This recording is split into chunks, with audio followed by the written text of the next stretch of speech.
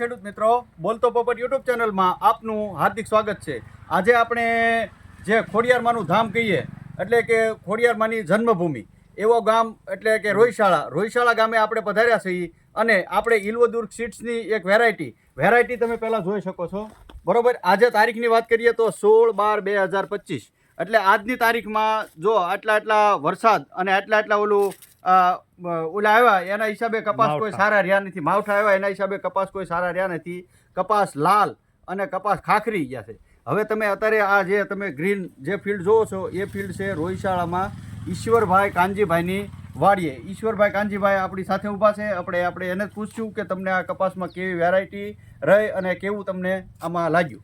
Result બહુ સારું છે અને બિયારણ પણ સારું જ છે અને ઝીંડવા મોટા થાય છે અને કોબરા બિયારણ જ લેવાય એમ। ઓકે, કોબરા બિયારણમાં તમે અત્યાર સુધીમાં ઉતારો કેટલો લીધો? અત્યાર સુધી 21 મણ લઈ લીધો છે અને અંદાજ મારે 35 થી 37 મણનો અંદાજ છે, બરોબર। હવે જો આવા વર્ષમાં અને આ માવઠાવાળા વર્ષમાં અને કપાસ સુકાઈ ગયેલા છે તો અત્યારે આવા વર્ષમાં જો અમારે ઈશ્વરભાઈ એમ કે મારે 40 મણનો ઉતારો આવશે, એવું ને એવું બાજુમાં જ પડું છે ખોડાભાઈએ પણ કોબરાસ કપાસ કર્યો છે। એને તમે પૂછ્યું કે એને કેટલો ઉતારો આવ્યો અને એનો કેટલી અત્યારે કપારે ગ્રીનરી કેટલી છે અને કેવો કપાસ ઊભો છે?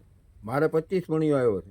25 મણીઓ આવશે ને? હવે કેવો તમને આવે એવું લાગે છે? 10 થી 12 મણીઓ આવશે। 10-12 મણીઓ કપાસ આવશે એટલે 25 થી 35 એટલે 35 થી 40 મણ કપાસનો ઉતારો આવશે। જો આવા કપરા વર્ષમાં અને આવા જે માવઠાવાળા વર્ષમાં વરસાદ આવે અને ફાલ ખરી જાય, આવી સ્થિતિમાં 35 થી 40 મણ કપાસ ઉતરતો હોય તો કોબરા ઇલ્વદુર્ગ સીડ્સનું કોબરા છે અને તમે તમારી જગ્યા કે તમે જોઈ શકો છો। આજે છે 16/12/2025 તારીખ એટલે બોલવી પડે છે કે અત્યારે આજની તારીખમાં કોઈ ફિલ્ડ લીલા રહ્યા નથી।